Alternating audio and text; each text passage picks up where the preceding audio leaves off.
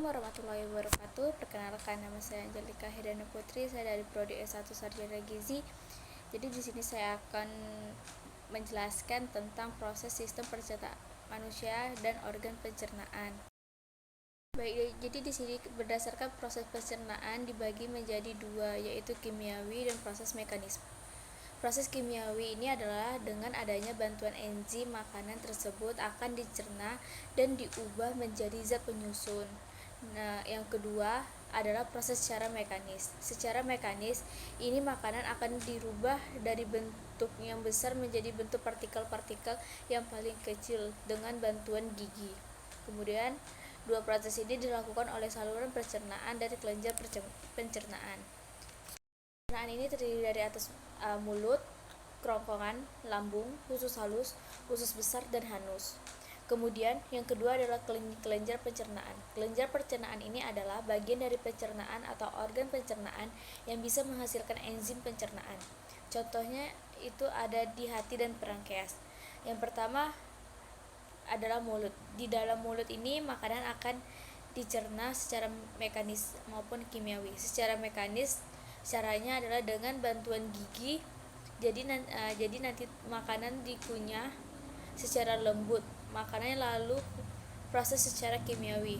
Proses secara kimiawi ini dihasilkan oleh yang sering disebut dengan kelenjar ludah. Ini nanti akan menghasilkan enzim. Nama enzim pitlain. Enzim pitlain ini fungsinya adalah mengubah amilon menjadi maltosa. Kemudian dari mulut nanti makanan akan terdorong ke kerongkongan. Kemudian di dalam kerongkongan ini terjadi gerakan peristelik, yaitu gerakan mendorong makanan menuju lambung oleh otot-otot dinding kerongkongan. Nah, setelah itu dari kerongkongan ini nanti makanan akan masuk ke dalam lambung. Di dalam lambung nanti akan menghasilkan yang namanya getah lambung.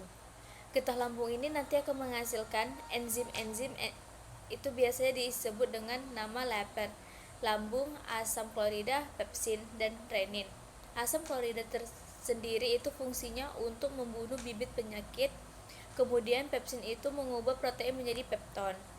Sedangkan renin ini mengubah protein susu menjadi kafein. Kemudian setelah dari lambung masuk ke usus halus ini terjadi atas 3 bagian, yaitu usus 12 jari, usus kosong, dan usus penyerapan. Usus 12 jari nanti masuk ke dua saluran pankreas dan empedu.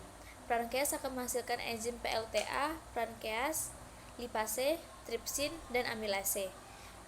Lipase mengubah lemak menjadi asam lemak dan gliserol. Tripsin mengubah protein menjadi peptin dan asam amino. Amilase mengubah zat tepung atau amilon menjadi gula. Setelah dari usus 12 jari, nanti makanan itu akan masuk ke usus kosong atau jejunum.